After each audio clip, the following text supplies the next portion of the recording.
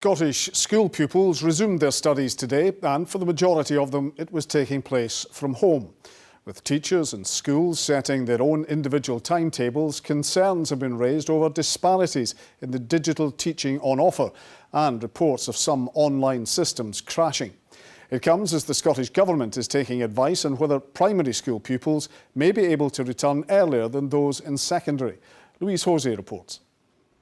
2 10s and 8 1s. 28. Well done. Last year it was sunny, we could be outside, we could spend a bit more time outdoors and doing that sort of learning, where I feel this year the risk is that Robin's going to sit at a table in front of a screen for a lot of it, and that concerns me for the mental health of the children. After last March's lockdown, the challenges still remain. For pupils and parents like Robin and her mum Yvonne, it's back to remote learning until at least the end of January.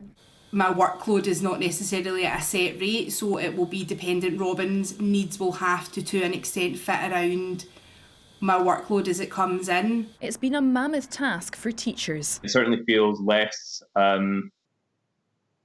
new this time round, but still equally as demanding because obviously there's still a big kind of a need to make sure that our learners are continuing to make progress whilst learning from home.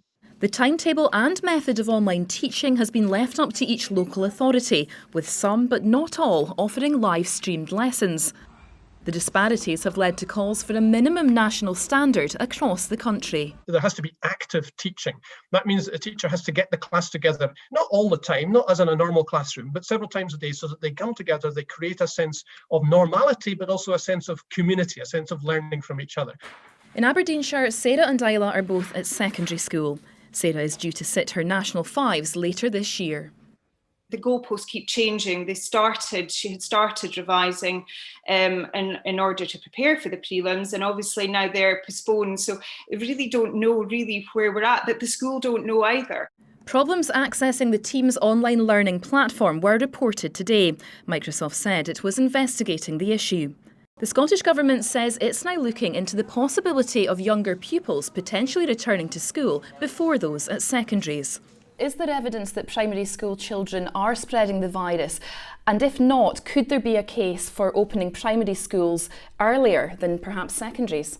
There may well be an argument, which we're taking clinical advice about, as to whether if younger children are less susceptible to the virus and less likely to transmit it, is there an argument for their education being restored face-to-face earlier than for older children? While homeschooling continues, there are concerns over access to learning devices for pupils. I've come back from Christmas holidays and I've got about 25 on a waiting list. Only have 25 computers at the minute. I'm trying to access more because what we do is we rely on donations.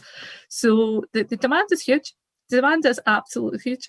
Difficult weeks lie ahead as families grapple with home learning once again. It's an education challenge for which there are genuinely no easy answers. Louise Hosey, STV News.